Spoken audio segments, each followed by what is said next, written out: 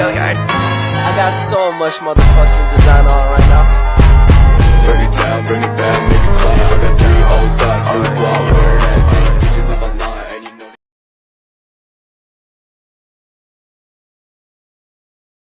Oke, masuk ke materi pertama yaitu bilangan baku.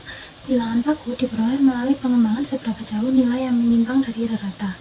Apabila didefinisikan, bilangan baku merupakan suatu nilai yang menyatakan perbandingan antara suatu data yang berisi selisih data dengan rata-rata yang berbanding dengan simpangan baku.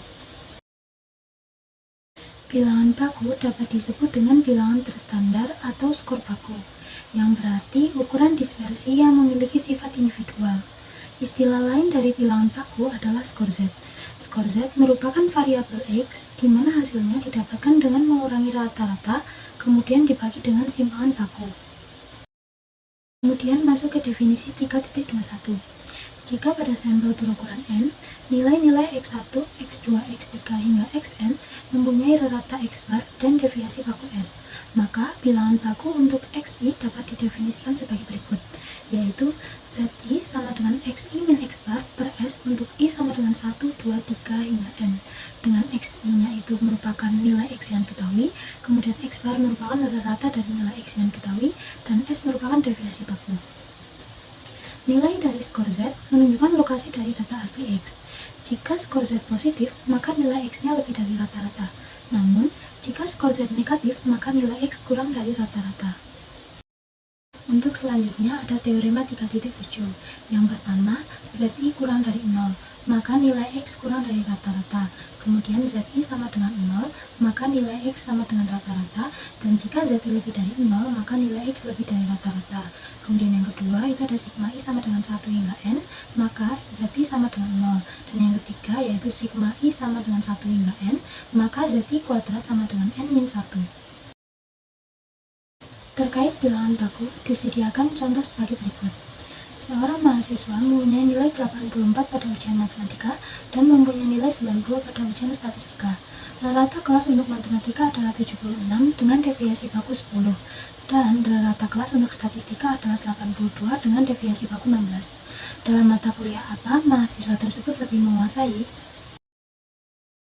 Solusi dari contoh sebelumnya yaitu untuk mencari bilangan baku pada matematika dapat dicari dengan Z sama dengan 84 dikurangi 76 kemudian dibagi dengan 10 maka akan menghasilkan 0,8.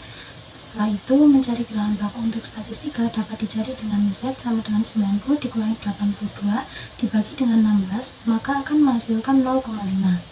Dari pengerjaan tersebut, tampak bahwa bilangan baku untuk matematika lebih dari bilangan baku untuk statistika. Hal itu berarti mahasiswa tersebut lebih menguasai matematika dibandingkan dengan statistika. Pada contoh sebelumnya, kita sudah mencari skor Z. Untuk selanjutnya, kita bisa mencari konversi skor Z ke data asli dengan contoh soalnya yaitu diperoleh data hasil penelitian IQ mempunyai rata-rata 100 dan simpangan baku 15. Peneliti ingin mengetahui berapa skor IQ yang berpadanan dengan skor Z bernilai negatif 2, negatif 1, dan 1. Solusi dari contoh soal konversi skor Z ke data asli dapat dicari menggunakan rumus X sama dengan X bar ditambah skor Z dikalikan dengan S. Untuk Z bernilai negatif 2, maka X sama dengan 100 dikurangi 2 dikalikan dengan 15 sama dengan 70. Artinya, skor IQ terletak 2 kali simpangan baku di bawah rata-rata. Kemudian, untuk Z bernilai negatif 1, maka X sama dengan 100 dikurangi 1 dikali 15, maka akan menghasilkan 85. Artinya, skor IQ terletak 1 kali simpangan baku di bawah rata-rata. Kemudian, untuk Z bernilai 1, maka X sama dengan 100 ditambah 1 dikalikan dengan 15, maka akan menghasilkan 115. Artinya, skor IQ terletak 1 kali simpangan baku di atas rata-rata. Selanjutnya, kita masuk ke materi koefisien variasi. Nah, koefisien variasi dapat kita sebut dengan koefisien dispersi. Jika didefinisikan, koefisien variasi merupakan perbandingan antara simpangan baku dengan nilai rata-rata, yang hasilnya nanti dapat disimbolkan dengan presentase. ukuran koefisien variasi memiliki pengaruh terhadap kualitas besaran data. Jika koefisien variasi semakin kecil, maka data yang diperoleh homogen. Sebaliknya juga, jika koefisien korelasinya semakin besar, maka data yang diperoleh heterogen. Selanjutnya, ada definisi 3.2 mengatakan bahwa koefisien variasi dari sekelompok nilai X1, X2, X3 sampai dengan Xn mempunyai rata X dan deviasi baku S disajikan dengan KV didefinisikan sebagai berikut. KV atau koefisien variasi sama dengan S per X bar dikali 100%. Di sini S-nya itu sebagai deviasi baku dan X bar-nya itu merupakan rata dari sekelompok data. Diketahui dua kelompok data sebagai berikut. X memiliki anggota 1, 5, 9, 13, dan 17. Dan Y memiliki anggota 1, 3, 5, 7, 9, 11, 13, 15, dan 17. Nah, pertanyaannya, carilah KVX atau koefisien variasi X dan KVY atau koefisien variasi Y. Untuk penyelesaiannya yaitu yang pertama kita cari dulu untuk variabel X yang beroleh rata 9 dan deviasi bakunya 6,23. Nah, rata sama dengan 9 itu diperoleh dari penjumlahan datanya dibagi banyaknya data. Itu ketemu 9 dan deviasi bakunya itu mencari dengan rumus S. Nah, sehingga habis itu kita mencari koefisien variasi pada X, yaitu 6,32 dibagi 9 dikali 100%, nah, sama dengan 70,27%. Nah, untuk variabel Y-nya diperoleh rata 9 dan deviasi bakunya 5,48. Nah, itu caranya sama kayak mencari pada variabel X. Nah, sehingga koefisien variasi Y sama dengan 5,48 dibagi 9 dikali 100% sama dengan 60,89%. Jadi, koefisien variasi X sama dengan 70,27% dan koefisien variasi Y sama dengan 60,89%.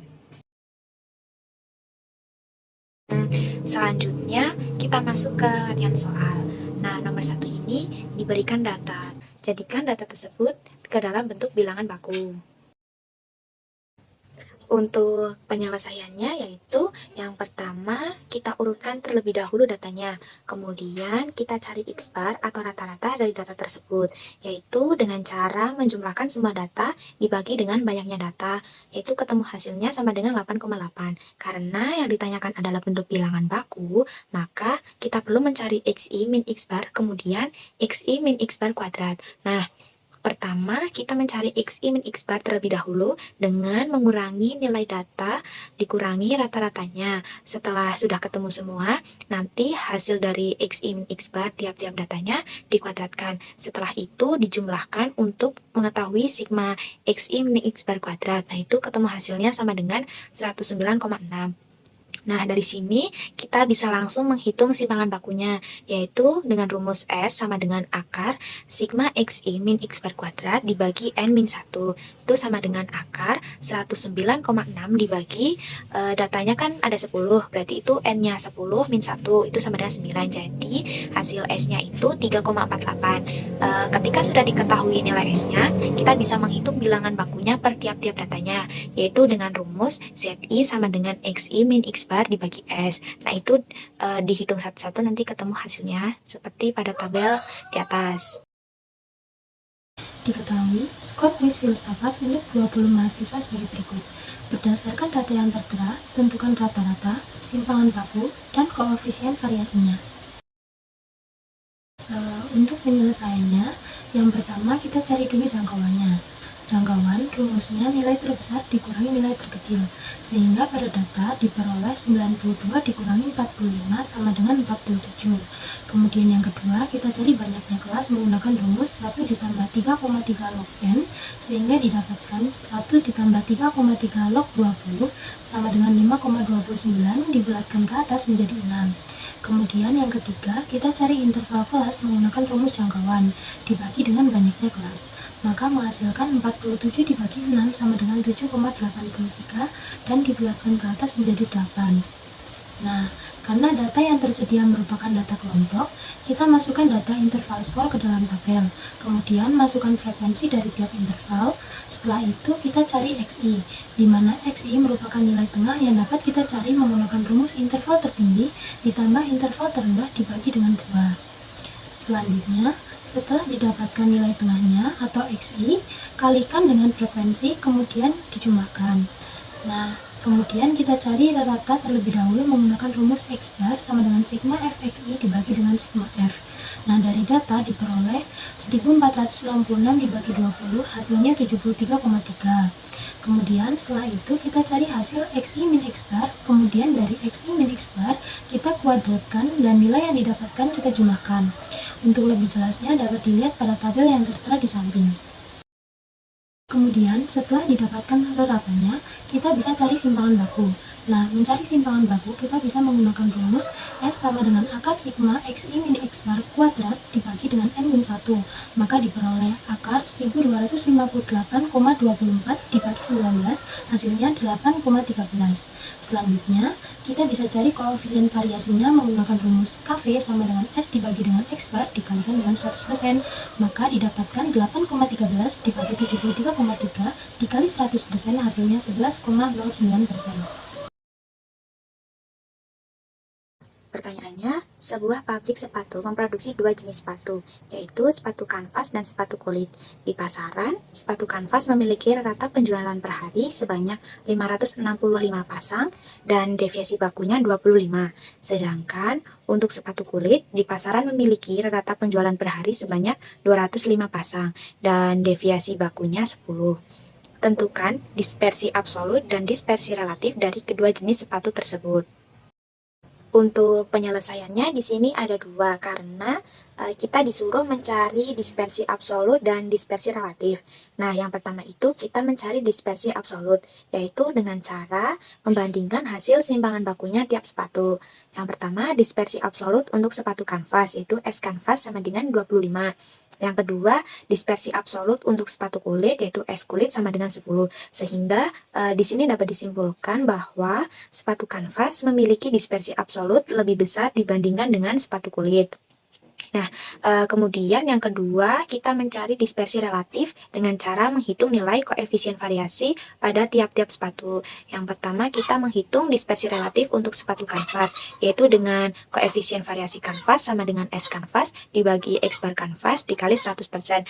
Nah, S kanvasnya itu 25, X bar kanvasnya itu 565. Jadi, 25 dibagi 565 dikali 100% sama dengan 4,42%.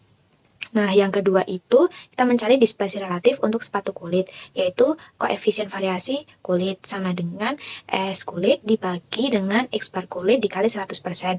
Nah, untuk S kulitnya itu kan 10, kemudian X bar kulitnya itu 205. Jadi, 10 dibagi 205 dikali dengan 100% sama dengan 4,87%. Jadi, di sini dapat disimpulkan bahwa sepatu kulit memiliki dispersi relatif lebih besar dibandingkan dengan sepatu kanvas.